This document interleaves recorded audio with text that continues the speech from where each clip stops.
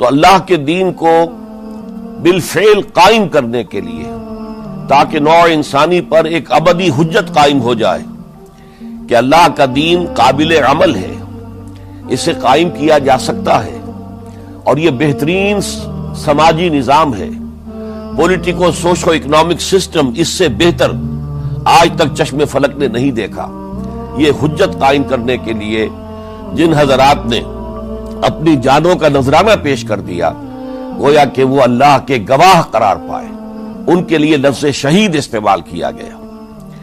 دوسرے لیکچر میں آپ کو یاد ہوگا کہ ہم نے یہ بات سمجھنے کی کوشش کی کہ جب اللہ کا دین جزیرہ نما عرب میں قائم ہو گیا، اور گویا کہ ہم کہہ سکتے ہیں کہ انقلاب محمدی علی صاحب الصلاۃ والسلام کی تکمیل ہو گئی، تو جیسے کہ ہر انقلاب کے ساتھ ہوتا ہے، اس کے بعد کچھ کاؤنٹر ریولوشنری موومنٹ شروع ہوئی۔ چنانچہ سب سے پہلے اندرون ملک عرب جھوٹے نبی کھڑے ہو گئے، نبوت کے جھوٹے دعوے دار، اور بہت سے لوگوں نے حکومت کو زکوٰۃ ادا کرنے سے انکار کر دیا، اور یہ فتنہ اتنا بڑا تھا کہ واقعہ یہ ہے کہ اگر اسے کرش نہ کر دیا جاتا تو انقلاب محمدی علی صاحب الصلاۃ والسلام اسی وقت ناکام ہو جاتا۔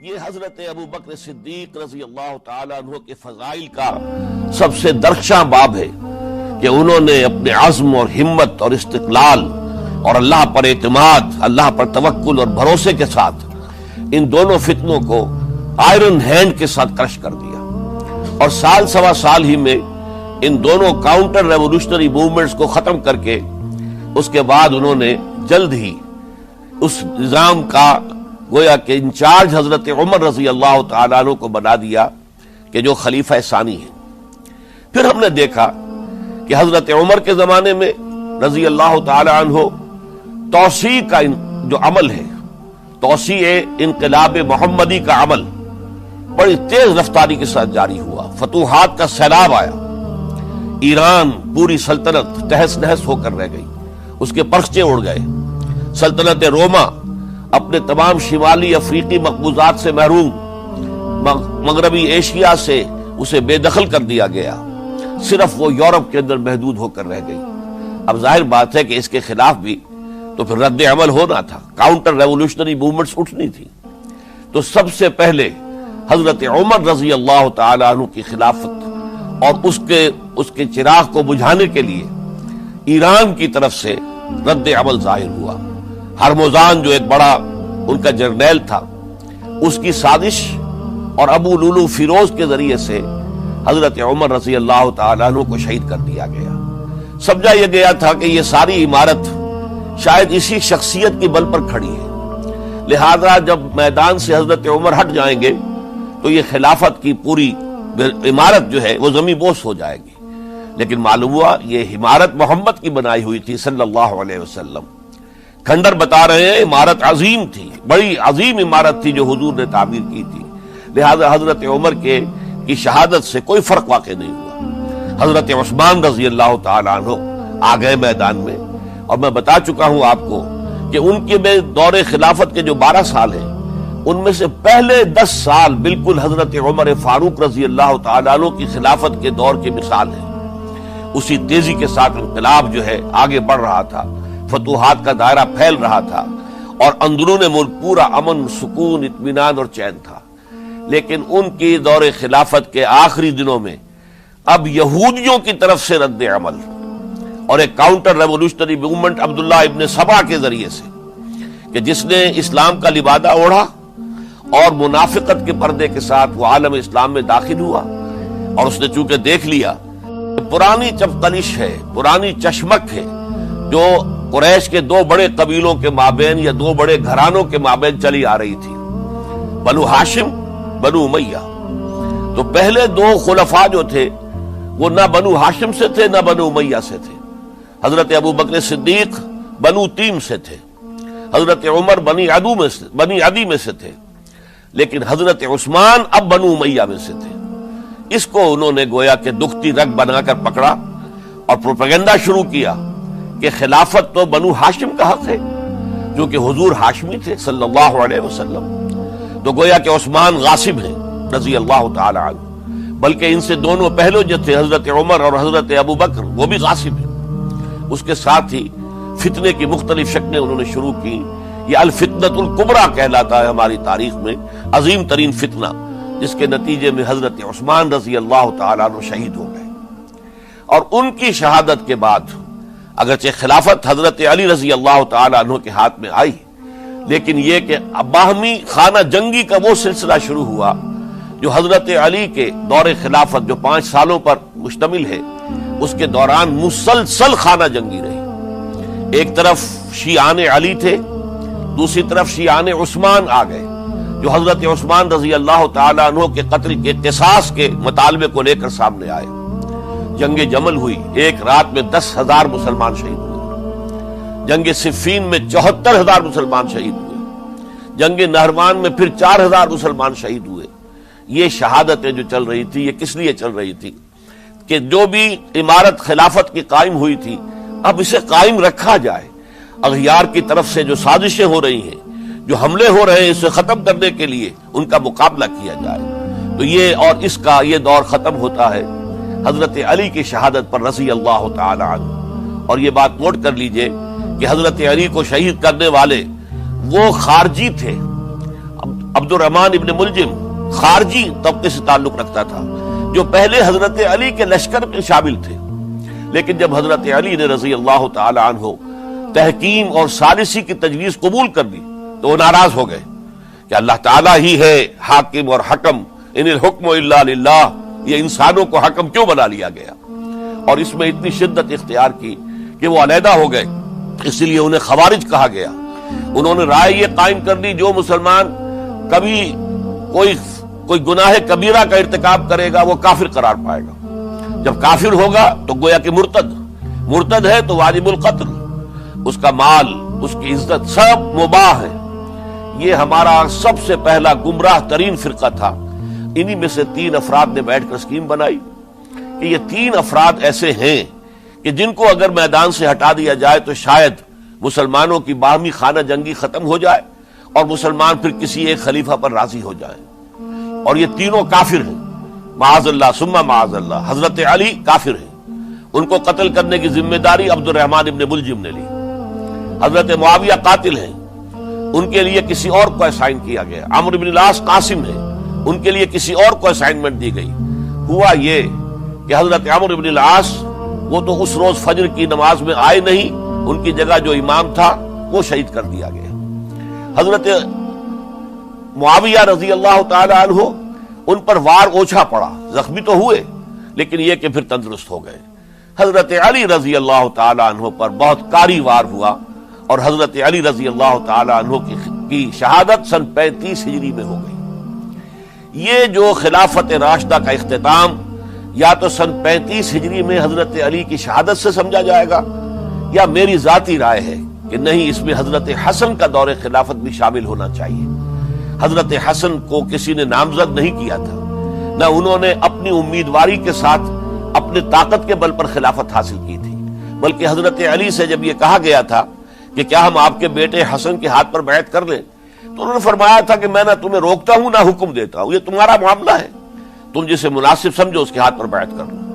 حضرت حسن رضی اللہ تعالیٰ عنہ نے جن کے ہاتھ پر جو بیعت ہوئی، اب معاملہ یہ ہو گیا کہ امیر معاویہ رضی اللہ تعالیٰ عنہ وہ ایک لشکر لے کر شام سے چلے۔ حضرت حسن 50,000 آدمیوں کے ساتھ ادھر سے نکلے، لیکن یہ ہے کہ انہیں محسوس ہو گیا تھا کہ میرے ساتھیوں میں ایسا فسادی عنصر بھی موجود ہے جو عبداللہ ابن سبا کے ساتھیوں میں سے، کہ وہ کسی اچھے کام کو پسند نہیں کرتا، لہذا انہوں نے پھر صلح کی پیشکش کی۔ حضرت معاویہ کو پیغام بھیجا کہ میں مصالحت چاہتا ہوں، بتائیے شرائط کیا ہیں۔ حضرت معاویہ نے بلینک پیپر بھیج دیا، سادہ کاغذ، کہ آپ جو شرائط چاہیں اس پر لکھ دیں، وہ مجھے قبول ہو گئے۔ حضرت حسن نے رضی اللہ تعالیٰ عنہ شرائط لکھ دی، حضرت معاویہ نے قبول کر لی، تو حضرت حسن دستبردار ہو گئے خلافت کے دعوے سے، اور اس کے بعد پھر حضرت امیر معاویہ کی خلافت کی بیعت کی گئی۔ اس سے پہلے انہوں نے خلافت کی بیعت نہیں لی تھی۔ یہ ہے سن 41 ہجری، اور اسے عام الجماع کہا جاتا ہے، یعنی یہ اختتام ہے مسلمانوں کی خانہ جنگی کے دور کا۔ پھر جمعیت ایک ہو گئی، پھر عالم اسلام متحد ہو گیا۔ اب پورا کا پورا عالم اسلام حضرت امیر معاویہ کے زیر خلافت تھا۔ اور حضرت امیر معاویہ کون ہے؟ وہ خود ایک صحابی رسول ہے، جلیل القدر صحابی رسول ہے۔ اور آپ کو میں نے کل بھی بتایا تھا کہ حضرت معاویہ رضی اللہ تعالی عنہ کی ایک ہمشیرہ ام حبیبہ رضی اللہ تعالی عنہ حضور کے ازواج مطہرات میں سے ہیں، تو حضور کے گویا کے برادر نسبت ہی ہوئے۔ جو چند لوگ جو وحی کے لکھنے پر جو کاتبین وحی جو حضور نے مقرر کیے تھے، ان میں سے ایک حضرت معاویہ بھی ہے۔ پھر حضرت معاویہ کے لیے حضور کی دعا ہمیں ملتی ہے، اللہم اجعلہ ہادیا مہدیا، اے اللہ اسے ہادی ہدایت دینے والا بنا دے اور مہدی بنا دے جو ہدایت یافتہ ہو۔ تو یہ ان کی شان ہے۔ اور پھر یہ کہ ان کے زمانے میں جب عالم اسلام متحد ہو گیا، داخلی خلفشار ختم ہو گیا، تو فتوحات کا سلسلہ بھی دوبارہ جاری ہو گیا۔ حضرت علی رضی اللہ تعالیٰ عنہ کے 5 سالہ دور خلافت میں کوئی توسیع نہیں ہو سکی تھی دارالاسلام کی، کوئی مزید علاقے جو ہیں سلطنت اسلامی میں شامل نہیں کیے جا سکے تھے، اس لیے کہ سارا معاملہ تو داخلی خلفشار کا تھا۔ وہ جو خانہ جنگی ہو رہی تھی، ایک دوسرے کی تیروں اور تلواروں اور نیزوں سے 1 لاکھ کے قریب مسلمان ختم ہو گئے تھے۔ تو اندر سے گویا کہ موشن ٹوٹ گیا اس سیلاب کا۔ تو سیلاب پھر دوبارہ جب امت جمع ہو گئی عام الجماع کے بعد، تو حضرت معاویہ رضی اللہ تعالیٰ عنہ ان کا دور خلافت اب 20 برس ہے۔ اندازہ کیجئے یہ پورے 20 برس کوئی اندرونی خلفشار نہیں ہوا، کوئی جھگڑا نہیں ہوا، کوئی فساد نہیں ہوا، بلکہ جو فتوحات کا دائرہ تھا شروع ہو گیا۔ بکرار اور سندھ کے علاقے فتح ہوئے، کابل اور یہ افغانستان کا علاقہ فتح ہوا، ترکستان کے علاقوں کے اندر پیش قدمی ہوئی۔ ادھر یہ کہ قیصر سلطنت روما کا اس کے مرکزی شہر قسطنطنیہ پر حملہ کیا گیا، جس کے لیے کہ حضور کی حدیث موجود تھی پیشن گوئی کے طور پر، اول جیش یغزو مدینۃ القیصر مغفورون لہم۔ حضور نے فرمایا تھا کہ جو پہلا لشکر قیصر کے شہر پر حملہ کرے گا تو وہ سب کے سب وہ مغفرت پا جائیں گے، اللہ تعالیٰ ان کی مغفرت فرما دے گا۔ اگرچہ کامیابی نہیں ہوئی، لیکن اس پیشن گوئی کی وجہ سے آپ کو معلوم ہے کہ حضرت ایوب رضی اللہ تعالی عنہ ان کو بھی اس پیشن گوئی کی وجہ سے، حالانکہ 90 برس سے اوپر عمر تھی، لیکن وہ بھی کہا انہوں نے کہ میں بھی اس میں جانا چاہتا ہوں۔ چنانچہ اس لشکر میں گئے، وہیں فوت ہوئے۔ بہرحال یہ سارے کارنامے اپنی جگہ پر، امن و امان اپنی جگہ پر، اس کے باوجود اہل سنت والجماعت حضرت معاویہ کے دور خلافت کو خلافت راشدہ میں شامل نہیں سمجھتے۔ اس کی وجہ کیا ہے؟ خلافت راشدہ کی شرط اولین قرآن مجید کے حکم کے مطابق امرہم شورا بینہم، مسلمانوں کے باہمی معاملات باہمی مشورے سے طے پاتے ہیں۔ حضرت ابوبکر صدیق رضی اللہ تعالیٰ عنہ سقیفہ بنی سعدہ کے اندر مشورے کے بعد ان کو منتخب کیا گیا اور ان کے ہاتھ پر بیعت ہوئی۔ حضرت عمر رضی اللہ تعالیٰ عنہ کو حضرت ابوبکر نے مسلمانوں سے مشورہ کر کے پھر نامزد کیا۔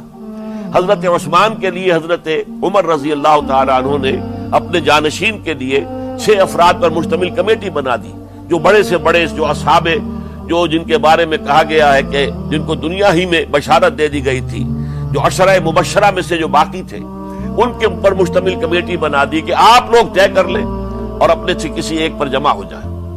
اس اعتبار سے حضرت علی کے ہاتھ پر بھی جو بیعت ہوئی ہے تو وہ اہل مدینہ کے دباؤ پر ہوئی ہے، ان کے مطالبے پر ہوئی ہے۔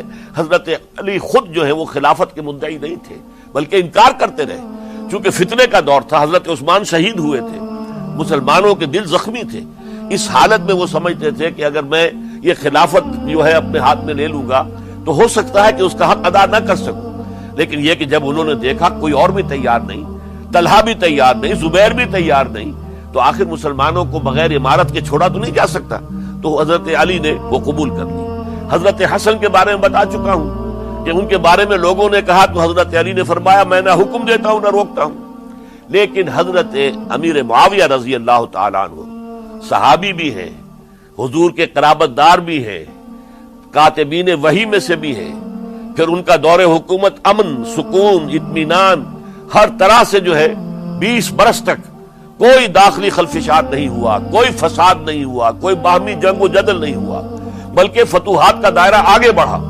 اس کے باوجود چونکہ انہوں نے طاقت سے خلافت حاصل کی، لہذا ان کے دور خلافت کو ہم خلافت راشدہ میں تسلیم نہیں کرتے، حالانکہ وہ خود راشد ہیں، اس لیے کہ تمام صحابہ کرام کے بارے میں سورہ حجرات میں فرمایا وَلَٰكِنَّ اللَّهَ حَبَّبَ إِلَيْكُمُ الْإِيمَانَ وَزَيَّنَهُ فِي قُلُوبِكُمْ وَكَرَّهَ إِلَيْكُمُ الْكُفْرَ وَالْفُسُوقَ وَالْعِصْيَانَ أُولَٰئِكَ هُمُ الرَّاشِدُونَ۔ تمام صحابہ کرام کی شان یہ ہے کہ اللہ تعالیٰ نے ان کے دلوں میں ایمان کو کھبو دیا ہے، ایمان ان کے دلوں میں رچ گیا ہے، بس گیا ہے، جم گیا ہے، اور کفر سے فسق سے انہیں تبھی نفرت ہو گئی ہے، اور یہ سب کے سب راشدون ہیں۔ تو تمام صحابہ راشدون ہیں، اس اعتبار سے خود حضرت امیر معاویہ بھی راشدون میں شامل ہیں، لیکن خلفائے راشدین میں شامل نہیں ہیں۔ خلفائے راشدین عام طور پر تو ہم کہتے ہیں حضرت ابو بکر، حضرت عمر، حضرت عثمان، حضرت علی۔ میں نے اپنی ذاتی رائے، حقیر سی رائے عرض کی ہے، اس میں حضرت حسن کا دور بھی شامل ہونا چاہیے 6 مہینے کا، تب وہ 30 برس پورے ہوتے ہیں، جو حدیث میں آیا ہے کہ خلافت جو ہے وہ 30 برس رہے گی، اس کے بعد ملوکیت شروع ہو جائے گی۔ تو ملوکیت کا پہلا قدم یہ تھا کہ حضرت معاویہ نے طاقت سے بزور خلافت حاصل کی، اس لیے ان کو خلیفہ راشد ہم نہیں کہتے۔ البتہ یہ ضرور ہے کہ ان کا دور بہت پرسکون دور تھا۔ البتہ جب 10 برس گزر گئے حضرت معاویہ کے دور حکومت کو، اب میں یہاں لفظ خلافت کی بجائے دور حکومت استعمال کر رہا ہوں، جو کہ خلافت راشدہ سے ذرا اس کا فرق واضح ہو جائے، تو اس وقت ایک اور صحابی، جلیل القدر صحابی مغیرہ ابن شعبہ رضی اللہ تعالی عنہ، وہ حضرت معاویہ کے پاس آئے اور انہوں نے یہ کہا کہ دیکھیے، اگر آپ نے اپنے بعد اپنا جانشین نامزد نہ کیا تو ہو سکتا ہے پھر فسادات پیدا ہو جائے، پھر مختلف لوگ خلافت کا دعویٰ لے کر کھڑے ہو جائیں، پھر خانہ جنگی ہو جائے۔ 5 برس کی خانہ جنگی میں 1 لاکھ سے زیادہ مسلمان شہید ہو چکے ہیں، قتل ہو چکے ہیں، ہلاک ہو چکے ہیں۔ اب دوبارہ وہی دور نہ آ جائے، لہذا آپ اپنا جانشین نامزد کر دیجئے۔ امیر معاویہ ریلیکٹنٹ تھے، لیکن انہوں نے دلائل دیے، دلائل مضبوط تھے۔ انہوں نے کہا کہ اب کبار صحابہ دنیا سے رخصت ہو چکے ہیں، وہ جماعت کہ جن کی تربیت اور تزکیہ، جن کی تعلیم حضور نے خود کی تھی اور ان کو اندر سے پاک کر دیا تھا، ان کی نیتیں بالکل پاک ہو چکی تھی، کوئی نفسانیت ان میں نہیں رہی تھی، وہ جماعت تو اکثر و بیشتر اب ختم ہو چکی، فوت پا چکے، وفات ہو چکی۔ لہذا اب جو ہے اکثر و بیشتر نو مسلم ہیں، جو بعد کے فتوحات کے ذریعے سے اسلام لائے ہیں، لہذا ان کے اندر نہ وہ پختگی ہے، نہ ان کے اندر وہ تقویٰ ہے، نہ تدین ہے، نہ اصول پرستی ہے۔ اسلام کی پوری تعلیمات جو ہیں وہ ان کے وجود کے اندر، ان کے شعور کے اندر گہری اتری ہوئی نہیں ہے، لہذا اب صورتحال وہ نہیں رہ سکے گی جو حضرت ابو بکر یا حضرت عمر یا حضرت عثمان یا حضرت علی کے زمانے میں تھی، لہذا آپ نامزد کیجئے۔ یہ بھی بتا دوں کہ مغیرہ ابن شعبہ کون تھے رضی اللہ تعالیٰ عنہ۔ نمبر 1 یہ ہے کہ یہ اصحاب شجرہ میں شامل ہیں، جن 1400 یا 1800 افراد نے حضور سے بیعت کی تھی صلح حدیبیہ سے متصل قبل، اس درخت کے نیچے بیٹھ کر جس کے بارے میں سورہ فتح میں فرمایا گیا کہ لقد رضی اللہ عن المؤمنین اذ یبایعونک تحت الشجرہ، اللہ ان تمام اہل ایمان سے راضی ہو گیا جو ہے نبی صلی اللہ علیہ وسلم آپ کے دست مبارک پر بیعت کر رہے تھے اس درخت کے نیچے، ان میں سے موجود، ان میں یہ مغیرہ ابن شعبہ ہے۔ پھر مغیرہ ابن شعبہ وہ ہے کہ حضرت علی اور امیر معاویہ ان کے درمیان جو خانہ جنگی ہوئی اس میں ہمیشہ حضرت علی کے ساتھ رہے، حضرت علی کے ہی وہ سپورٹر تھے، ان کے ساتھ تھے۔ اس پہلو سے اچھی طرح سمجھ لیجئے کہ یہ نہیں ہے کہ وہ در حقیقت کوئی پہلے سے وہ امیر معاویہ کے ساتھی تھے، نہیں، لیکن اب جو صورتحال وہ دیکھ رہے تھے، جہاں دیدہ انسان تھے، بہت بڑے سیاستدان تھے، جانتے تھے حالات کو، حالات کے نفس پر ان کا ہاتھ تھا، لہذا انہوں نے یہ مشورہ دیا اور پھر امیر معاویہ نے اس مشورے کو قبول کر لیا اور یزید کی ولی عہدی کا اعلان کر دیا۔ یہ بالکل مڈل ہے حضرت امیر معاویہ کے دور خلافت کا درمیان، یہ 10 سال جب ہو گئے تھے حضرت امیر معاویہ کی خلافت کو یا حکومت کو، تب یہ معاملہ پیش آیا اور یزید کے ہاتھ پر یہ بیعت ولی عہدی تمام جو بھی مختلف گورنرز تھے ان کے ذریعے سے کہہ دیا گیا اپنے اپنے علاقے کے لوگوں سے بیعت لے لو. یہ بیعت عام طور پر لوگوں نے کر لی. البتہ 5 شخصیتیں جو بہت نمایاں تھیں انہوں نے اس بیعت سے انکار کیا. ان میں کون تھے ذرا نوٹ کیجئے. حضرت ابو بکر فوت ہو چکے, ان کے بیٹے عبد الرحمن ابن ابی بکر. حضرت عمر فوت ہو چکے, ان کے بیٹے عبداللہ ابن عمر. حضرت زبیر فوت ہو چکے, ان کے بیٹے عبداللہ ابن زبیر. حضرت عباس فوت ہو چکے, ان کے بیٹے عبداللہ ابن عباس. حضرت علی شہید ہو چکے, ان کے بیٹے حسین ابن علی رضی اللہ تعالی عنہم اجمعین. یہ 5 جو امت کے بہت بڑے 5 افراد کے گویا کے وہ چشم و چراغ تھے ان گھرانوں کے, انہوں نے انکار کیا. اور ان میں خاص طور پر عبد الرحمن ابن ابی بکر نے یہ جملہ کہا کہ تم چاہتے ہو کہ قیصر و کسریٰ کی سنت پر عمل کرو کہ باپ کے بعد بیٹا حاکم بن جائے. یعنی ایک قدم تو خلافت کا نظام پہلے ہی نیچے اتر چکا. مشاورت سے تو حضرت امیر معاویہ کا بھی جو نسب ہوا ہے وہ مشاورت سے نہیں ہوا. ایک درجے میں وہ جو اللہ تعالیٰ کے رسول نے عمارت بنائی تھی شاندار, اس خلافت کا جو سیاسی نظام تھا اس میں ایک تو کڑی آ چکی زوال کی کہ ایک شخص نے طاقت کے ذریعے سے خلافت حاصل کر لی. اب اس کی اگلی کڑی لانا چاہتے ہو کہ قیصر و کسریٰ کے طریقے سے خاندان کے اندر, ایک قبیلے کے اندر یہ خلافت جو ہے یا حکومت جو ہے نسل بعد نسل, باپ کے بعد بیٹا اور بیٹے کے بعد پوتا, اس کو ہم کبھی گوارا نہیں کریں گے. حضرت امیر معاویہ بہت دانشمند انسان تھے.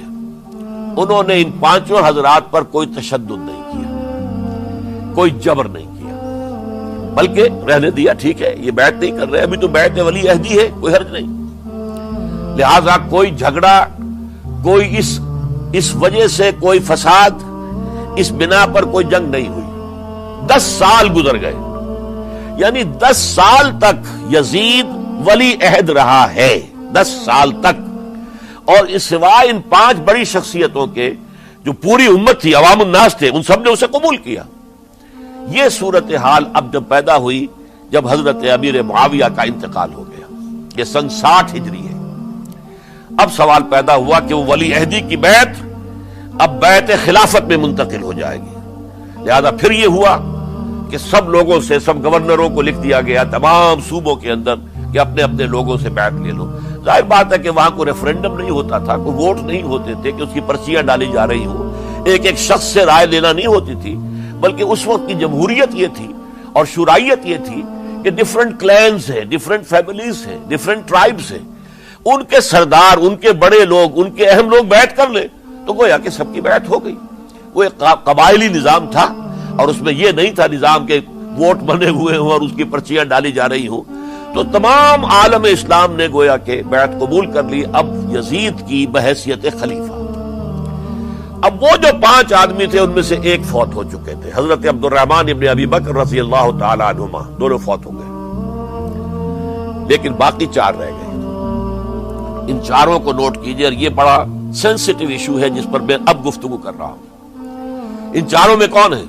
عبداللہ ابن عباس, عمر میں سب سے بڑے وہ ہیں, اور ان کی شان یہ ہے کہ انہیں حبر الامہ کہا گیا ہے, امت کے سب سے بڑے عالم, اور قرآن مجید کے وہ سب سے پہلے مفسر ہیں. اصل جو جتنی بھی تفسیری روایات ہمیں ملتی ہیں حضرت عبداللہ ابن عباس کے شاگردوں سے, تابعین سے, لہذا ان کا بہت اونچا مقام ہے. حضرت عبداللہ ابن عمر, ان کا مقام بھی آپ کو معلوم ہے, حدیثوں کی کتنی بڑی تعداد ہے جو عبداللہ ابن عمر سے مروی ہے, اور اس کو سلسلۃ الذہب کی پہلی کڑی کہا جاتا ہے. روایت حدیث میں جو سنہری زنجیر ہے اس کا آغاز حضرت عبداللہ ابن عمر ہے. ایک طرف یہ دونوں ہو گئے, ان دونوں کی رائے کیا ہوئی؟ اگرچہ کام غلط ہوا ہے, یہ اس طریقے سے قیصر و کسریٰ کی روایت پر عمل کرنا غلط ہے, لیکن یہ اتنی بڑی غلطی نہیں ہے کہ اس کی وجہ سے باہمی جنگ و جدال ہو, خونریزی ہو, ایک دوسرے کی گردنیں کاٹی جائیں اور فتنہ و فساد پیدا کر دیا جائے. لہذا انہوں نے یزید کی بیعت کر لی.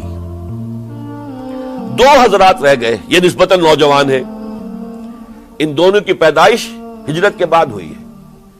ہجرت کے بعد پہلا بچہ جو مہاجرین میں پیدا ہوا ہے وہ عبداللہ ابن زبیر ہے، بلکہ کچھ عرصے تک مہاجرین میں جب کوئی پیدائش نہیں ہوئی تو وہ مکے مدینے کے منافقین نے کہنا شروع کر دیا تھا کہ یہ یہاں کے کمزور ہو گئے، نامرد ہو گئے، ان کی اولاد اب چلے گی نہیں۔ تو عبداللہ ابن زبیر جب پیدا ہوئے، اور آپ کو معلوم ہونا چاہیے وہ حضرت ابوبکر صدیق کے نواسے ہیں، حضرت عائشہ صدیقہ کی ہمشیرہ حضرت اسما کے بیٹے ہیں عبداللہ ابن زبیر، اور زبیر بہت شجاع، بہت ہی بہادر انسان تھے۔ تو عبداللہ ابن زبیر کے اندر بھی وہی کیفیات تھی۔ انہوں نے کہا نہیں، اس غلطی کو ہم برداشت نہیں کریں گے، خونریزی ہوتی ہے تو ہو، لیکن ہم اسلامی نظام کو نیچے اترتا ہوا نہیں دیکھ سکتے۔ جیسے کبھی حضرت ابوبکر نے فرمایا تھا ایبدل الدین وانا حی، کیا دین میں ترمیم اور تنسیخ کر دی جائے گی؟ دین کو بدل دیا جائے گا، دین میں تحریف کر دی جائے گی جبکہ میں ابھی زندہ ہوں؟ میں جیتے جی یہ نہیں ہونے دوں گا۔ حضرت عبداللہ ابن زبیر کی یہ رائے ہوئی، وی ہیو ٹو چیلنج، ہم مقابلہ کریں گے، ہم اسے پیسیولی قبول نہیں کریں گے۔ انہوں نے بیعت سے انکار کیا اور مدینہ چھوڑ کر مکے جا کر حرم کے اندر پناہ گزین ہو گئے۔ یہی معاملہ حضرت حسین ابن علی رضی اللہ تعالی عنہما کا تھا، وہ بھی نہایت شجاع، نہایت جری، نہایت بہادر۔ انہوں نے بھی کہا کہ یہ غلط قیصر و کسریٰ کی روایت جو شروع ہو رہی ہے اسے ہم نے ریزسٹ کرنا ہے اور اسے ہم آگے نہیں چلنے دیں گے۔ ان پر بھی جب دباؤ ڈالا گیا کہ بیعت کرو تو وہ کچھ وقت مان کر، کہ دیکھیے میں ایسا شخص نہیں ہوں کہ تنہائی میں علیحدہ کمرے میں بیٹھ کر بیعت کروں، جب عمومی بیعت لوگے تم سب سے تو میں بھی آ جاؤں گا، اس وقت لوگ فیصلہ کریں گے۔ تو بس اس وجہ سے پھر وہ گورنر جو تھا اس وقت مدینے کا، اس سے اجازت لے کر آ گئے اور راتوں رات وہاں سے نکل کر وہ بھی مکے پہنچ گئے۔ تو اب یہ چار جو ہیں دو گروہوں میں تقسیم ہو گئے، 2+2۔ دو کی رائے یہ ہوئی کہ بات غلط ہے، لیکن اس کی بنا پر خونریزی، جنگ و جدال، جنگ آپس میں خونریزی کرنا یہ صحیح نہیں ہے، بلکہ مصلحت اس میں ہے کہ اس کو قبول کر لیا جائے، پھر اللہ تعالیٰ کو بہتر حالات پیدا کرے گا اس کے ذریعے سے، تعلیم کے ذریعے، تلقین کے ذریعے سے، جیسے نبی اکرم صلی اللہ علیہ وسلم نے اتنا عظیم انقلاب برپا کیا تھا۔ ہم کوشش کریں گے کہ نظام حکومت کی اصلاح ہو جائے، لیکن اس وقت اگر ہم اڑ گئے تو پھر گویا کہ خونریزی اور فساد اور باہمی جو جنگ ہے وہ شروع ہو جائے گی۔ اور دو حضرات کی رائے ہوئی کہ نہیں، ہمیں ہر صورت میں ریزسٹ کرنا ہے، خونریزی ہوتی ہے تو ہو، ہمیں جانے دینی پڑتی ہے تو دیں گے، ہم شہادت قبول کریں گے، لیکن اس غلطی کو قبول نہیں کر سکتے۔ تو میں اس کے لیے عرض کر رہا ہوں، یہ تیسری شہادتوں کا جو دور شروع ہوا ہے، پہلا شہادتوں کا دور حضور کا دور، دین کو قائم کرنے کی جد و جہد میں جنہوں نے جانے دی ہیں۔ دوسرا دور اس دین کے خلاف جو کاؤنٹر ریولوشنری موومنٹس آئی ہیں ان کو رفع کرنے کے لیے جانے دینا، ہزاروں صحابہ کی جانیں اس میں بھی گئی ہیں، وہ سیلمہ ابن کذاب ہو یا مانعین زکوٰۃ ہو، ان کے خلاف جو جہاد ہوا۔ پھر ظاہر بات ہے کہ حضرت عثمان رضی اللہ تعالیٰ عنہ کے بعد جو فساد ہوا، وہ شہادتیں کیا تھی؟ اس دین کے نظام کو قائم رکھنے کے لیے، انٹیکٹ رہے، دشمن اس کے اندر رکھنے ڈالنے میں کامیاب نہ ہو جائے۔ اب تیسرا دور وہ آ رہا ہے کہ جبکہ داخلی طور پر اس نظام خلافت کے اندر زوال شروع ہو رہا ہے، اس زوال کو روکنے کے لیے کہ وہ اپنی اصل جو خلافت کا نظام اللہ نے اور اس کے رسول نے دیا ہے اس کی بنیاد پر قائم رہے، لہذا ہم ریزسٹ کریں گے اس تبدیلی کو اور میدان میں آ کر مقابلہ کریں گے۔ یہ حضرت عبداللہ ابن زبیر رضی اللہ تعالی عنہما اور حسین ابن علی رضی اللہ تعالی عنہما، اب ان دونوں میں ایک اختلاف ہوا۔ حضرت عبداللہ ابن زبیر کی رائے یہ تھی کہ یہ مکہ ہے، یہ اللہ کا گھر ہے، یہ حرم ہے، اور یہاں کے لوگ بہت سے برے اثرات سے ابھی تک بچے ہوئے ہیں، پاک ہیں، لہذا ہمیں یہاں رہنا چاہیے۔ اس کو مرکز بنا کر ظاہر بات ہے اسی مکے سے محمد الرسول اللہ صلی اللہ علیہ وسلم نے دعوت شروع کی تھی، وہیں سے وہ پھیل کر جو ہے ایک عظیم انقلاب کی شکل اس نے اختیار کی تھی، ایک عظیم مملکت جو ہے حضور چھوڑ کر گئے تھے۔ تو ہمیں مکے میں رہ کر ہی اپنی تحریک شروع کرنی چاہیے، لیکن ادھر حضرت علی کے پاس پیغام آ رہے تھے کوفے سے۔ کوفہ چونکہ حضرت حسین کے پاس پیغام آ رہے تھے کوفے سے، چونکہ کوفے کو حضرت علی نے دارالخلافہ بنا لیا تھا، اور وہاں سمجھا جاتا تھا کہ حضرت علی کے ہمدرد اور حضرت شیعان علی جنہیں ہم کہے ان کے ساتھی ہم خیال یہ لوگ ہیں کثرت کے ساتھ. اور وہاں سے اب خطوط کا تانتا شروع ہو گیا. آپ یہاں آئیے, ہم بےتاب ہیں, آپ کا استقبال کریں گے, آپ کے ہاتھ پر بیعت کریں گے, تاکہ یہ جو قیصر و کسریٰ کی سنت شروع ہو رہی ہے اس کو روکا جا سکے. وہ تانتا بندھا ہوا ہے خطوط کا.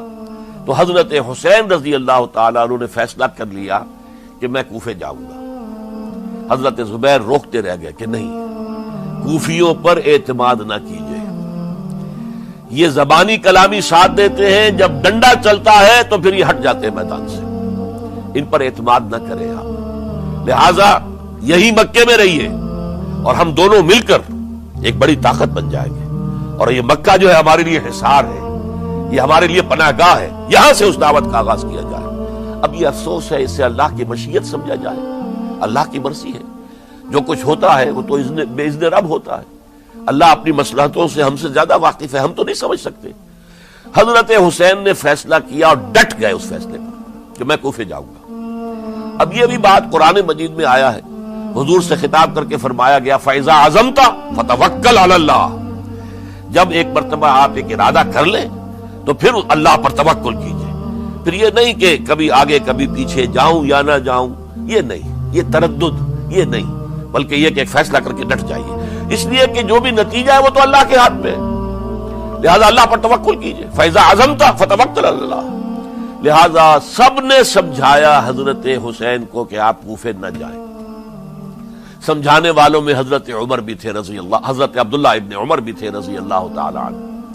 اگرچہ کوئی قرابت داری جو ہے قریبی نہیں تھی, لیکن بہرحال امت کی ایک شخصیت, عظیم شخصیت تھے. سمجھانے میں سب سے زیادہ زور صرف کیا ہے حضرت عبداللہ ابن عباس نے رضی اللہ تعالی عنہما. اور حضرت عبداللہ ابن عباس کون ہے؟ ایک رشتے سے حضرت حسین کے چچا ہیں, ایک رشتے سے حضرت حسین کے نانا ہیں. کیوں؟ حضرت علی اور حضرت عبداللہ ابن عباس چچا زاد بھائی ہیں. عباس کے بیٹے, ابو طالب کے بیٹے, عباس اور ابو طالب بھائی ہیں. تو یہ فرسٹ کزن تھے حضرت علی اور عبداللہ ابن عباس رضی اللہ تعالی عنہ. لہذا انہوں نے جب کہا تو گویا کہ ایک چچا ایک بزرگ سمجھا رہا ہے. اور دوسرے رشتے سے حضور نانا تھے حضرت حسین کے, اور حضور بھی کزن تھے حضرت عبداللہ ابن عباس کے, چچا زاد بھائی. اس حوالے سے سمجھ لیجئے کہ حضور کے کزن نانا کے درجے میں آ گئے. تو یہ دو رشتے تھے حضرت عبداللہ ابن عباس کے, اور انہوں نے بڑی الہا و زاری کے ساتھ, بڑی اپنے مقام سے نیچے اتر کر خوشامد کی ہے. حسین خدا کے لیے باز آ جاؤ, حسین خدا کے لیے باز آ جاؤ. حسین اگر جانا ہی ہے تو اپنے بال بچوں کو لے کر نہ جاؤ.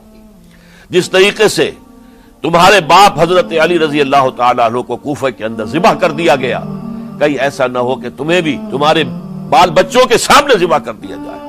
باز آ جاؤ. لیکن حضرت حسین اب اللہ کی طرف سے ان کے دل میں ایک ارادہ پختہ ہو چکا تھا, اور انہوں نے حضرت مسلم بن عقیل کو بھیجا تھا کہ جاؤ میری طرف سے کوفے والوں سے بیعت لے اور پھر مجھے اطلاع دو.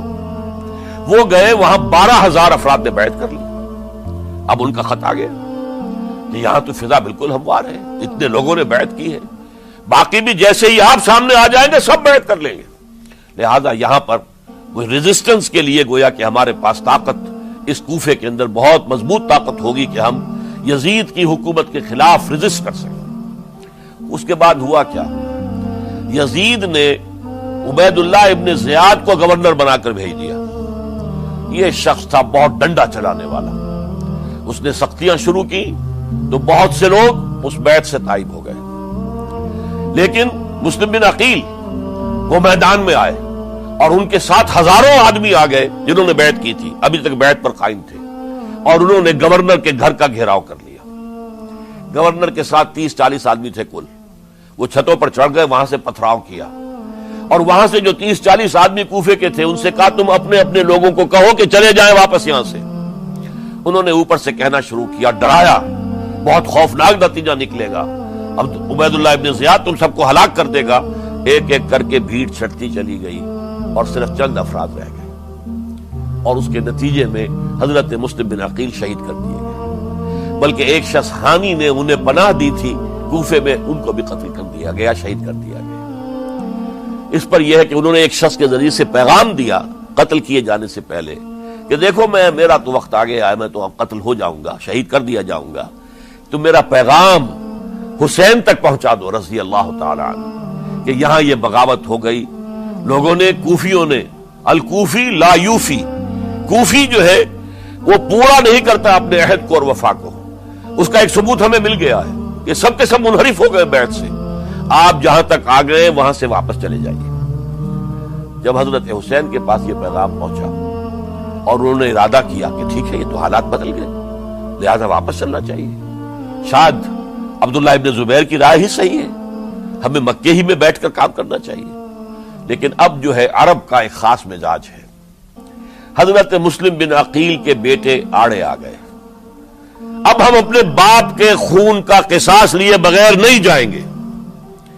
اور حضرت حسین رضی اللہ تعالیٰ عنہ بامروت انسان، شریف النفس انسان، کیسے ممکن تھا غیرت مند غیور انسان وہ کیسے ان کی بات کو رد کر دیتا؟ لہذا اچھا چلو چلتے ہیں کوفے کی طرف۔ آگے بڑھتے چلے گئے، کربلا میں پہنچ گئے، جو کچھ وہاں ہوا ہے پھر آپ کو معلوم ہے۔ اس میں یہ بات ہے پہلے 1000 کا لشکر بھیجا تھا عبید اللہ ابن زیاد نے، اس پر حضرت حسین رضی اللہ تعالیٰ عنہ نے جو باتیں کہیں وہ کچھ اثر انداز ہو گئی۔ ان کا افسر جو تھا حر بن یزید تمیمی، وہ بعد میں حضرت حسین کا حامی ہو گیا اور حضرت حسین کے ساتھ ہی اس کو بھی شہادت نصیب ہوئی۔ پھر دوسرے کو بھیجا عمرو ابن سعد۔ عمرو ابن سعد بھی ایک بڑی عظیم شخصیت کا بیٹا تھا، حضرت سعد ابن ابی وقاص جو فاتح ایران تھے اور جن کو غزوہ احد کے موقع پر حضور نے فرمایا تھا کہ اے سعد تیر چلاؤ، میرے ماں باپ تم پر قربان ہوں۔ جبکہ احد میں گھیراؤ کر لیا تھا حضور کا اور کفار قتل کرنے کے لیے ہجوم کر رہے تھے، اور کچھ حضرات تیر چلا چلا کے انہیں پھینک رہے تھے، دور جو ہے ہٹا رہے تھے، ان میں سے حضرت سعد ابن ابی وقاص بھی تھے۔ پھر وہ فاتح ایران تھے، اسی لیے گورنر بن گئے تھے ایران کے۔ سعد جو ہے ان کا بیٹے، یہ عمرو جو ہے یہ اب ایک بڑے صوبے کا گورنر بھی تھا، اس وقت 4000 آدمی دے کر بھیجا، وہ بھی نرمی کرتا رہا، اس نے کوئی تشدد نہیں کیا، اس کے اندر بہرحال اپنے عظیم باپ کے خون کا کچھ اثر تھا۔ لیکن یہ کہ پھر ابن زیاد کو اطلاع مل گئی کہ عمرو ابن سعد جو ہے وہ تو لے تو لال کر رہا ہے، حملہ نہیں کر رہا، قتل نہیں کر رہا، بلکہ یہ کہ وہ تو اس راستہ بھی دینے کے لیے تیار ہے کہ نہ مدینے کی طرف جائیے اور نہ آپ مکے کی طرف جائیے، نہ کوفے کی طرف جائیے، بلکہ آپ چاہے تو دمشق چلے جائیں، یزید سے اپنا معاملہ کر لیں۔ اس پر ابن زیاد نے پھر وہاں سے خط لکھا ہے، میں نے تمہیں اس کام کے لیے بھیجا تھا، میں نے تمہیں حکم دیا تھا حسین سے میری بیعت لو، یعنی میری بیعت کے ذریعے یزید کی بیعت لو اور اسے پکڑ کر لا کر میرے سامنے پیش کرو۔ لہذا پھر اس نے ایک بہت خوخار شخص کو زیادہ فوج دے کر بھیجا ہے، اور وہ جو ہے اس نے آ کر جو ہے شمر نے پھر اس نے فیصلہ کن معاملہ کیا۔ حضرت حسین رضی اللہ تعالیٰ عنہ نے ان دنوں میں جو وہاں گزرے ہیں، جتنے بھی کوفی آئے ہوئے تھے نا، اکثر و بیشتر تو کوفے کے لوگ تھے، ان سے کہا کہ میں خود نہیں آیا، تم نے مجھے بلایا تھا، اے فلاں ابن فلاں کیا تم نے مجھے خط نہیں لکھا تھا کہ آؤ؟ اے فلاں ابن فلاں کیا تم نے مجھے پیغام نہیں بھیجا تھا کہ یہاں تشریف لائیے؟ اور دیکھو میرے پاس تمہارے خطوط موجود ہیں۔ وہ ایک تھیلا جس میں کہ خطوط ہے وہ بھی لا کے میدان میں رکھ دیا۔ یہ حضرت حسین رضی اللہ تعالیٰ عنہ کی شرافت اور اپنی صاف دلی، کوئی اس کے اندر عیاری نہیں تھی ان کے اندر، معاذ اللہ ثم معاذ اللہ، لیکن یہ کہ اس کا نتیجہ اچھا نہیں نکلا۔ نتیجہ کیا نکلا؟ اب انہیں پتا چل گیا کوفیوں کو، اگر اب حسین زندہ دمشق پہنچ گئے یزید کے پاس تو یہ ہم سب کا بھاڑا پھوڑ دیں گے، ہماری شامت آ جائے گی، لہذا اب تو کسی صورت انہیں زندہ نہیں رہنے دینا۔ ایک بڑا اہم واقعہ نوٹ کر لیجیے اس کو، اس لیے کہ حضرت حسین نے ایک ایک کا نام لے کر اے فلاں ابن فلاں، اے فلاں ابن فلاں، اے فلاں ابن فلاں، کیا تم نے خط نہیں لکھا تھا؟ کیا تمہارا پیغام نہیں تھا؟ اب انہوں نے دیکھا کہ یہ بھانڈا اگر یزید کے ہاں جا کر پھوڑ دیا گیا تو پھر ہماری خیر نہیں ہوگی۔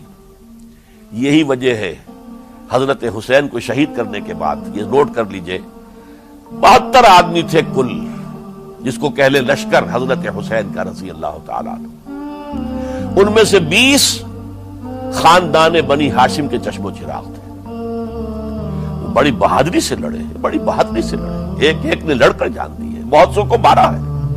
یقاتلون فی سبیل اللہ فیقتلون ویقتلون، قتل کر بھی رہے تھے، قتل ہو بھی رہے تھے، ایک ایک کر کے قتل ہو رہے تھے، شہید ہو رہے تھے. 20 جو ہے خاندان بنی ہاشم میں سے شہید ہوئے ہیں. حضرت حسین رضی اللہ تعالیٰ عنہ کا ایک بہت ہی انفنٹ چھوٹا بچہ وہ بھی شہید ہوا ہے. باقی سب مرد، تمام مرد، سوائے ایک حضرت حسین کے بیٹے حضرت علی بن حسین زین العابدین کہلائے بعد میں. وہ بیمار تھے، وہ جنگ میں حصہ نہیں لے سکتے تھے، وہ بچ گئے صرف. اچھا، حضرت حسین شہید ہو گئے. یہ ہے 10 محرم الحرام سن 61 ہجری.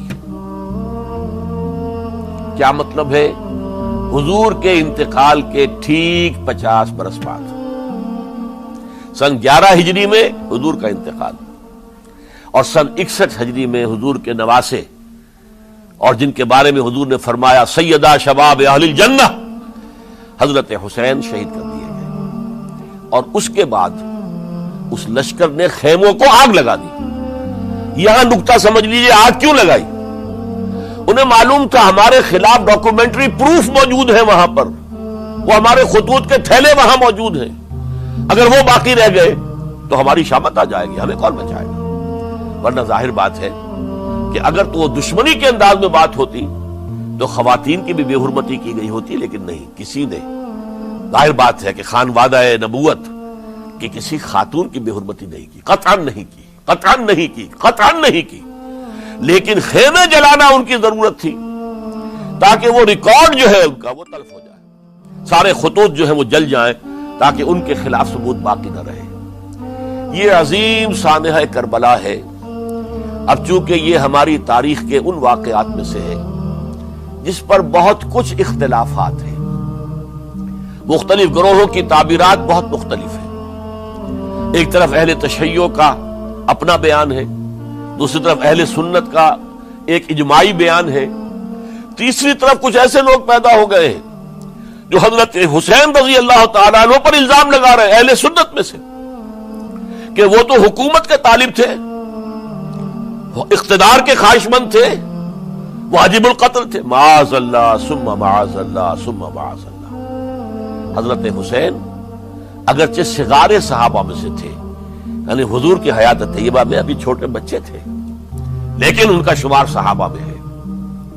اور پھر یہ وہ شخص ہے جو حضور کی گود میں کھیلا ہے، یہ وہ ہے جو حضور کے شانوں کے اوپر جس نے سواری کی ہے. علامہ اقبال نے جیسے حضرت اسماعیل کے لیے کہا ہے کہ وہ فیضان نظر تھا یا کہ مکتب کی کرامت تھی، سکھائے کس نے اسماعیل کو آداب فرزندی. ظاہر بات ہے حضرت اسماعیل کسی اسکول اور مدرسے دارالعلوم میں پڑھے نہیں تھے کہ وہاں پتا چلتا کہ والد کا حق کیا ہے. یہ فیضان نصر تھا، ابراہیم کی نگاہ کا یہ فیضان تھا کہ بیٹے کے اندر وہ جذبہ پیدا ہوا کہ یا ابت افعل ما تؤمر، ابا جان جو خواب آپ دیکھ رہے ہیں اور جو حکم آپ کو اس خواب کے ذریعے مل رہا آپ کر گزریے، ستجدنی انشاءاللہ من الصابرین. تو اسماعیل کا معاملہ اگر یہ تھا فیضان نظر سے، تو حضرت اسماعیل تو حضرت ابراہیم کے پاس زیادہ رہے بھی نہیں، وہ تو مکے میں رہے.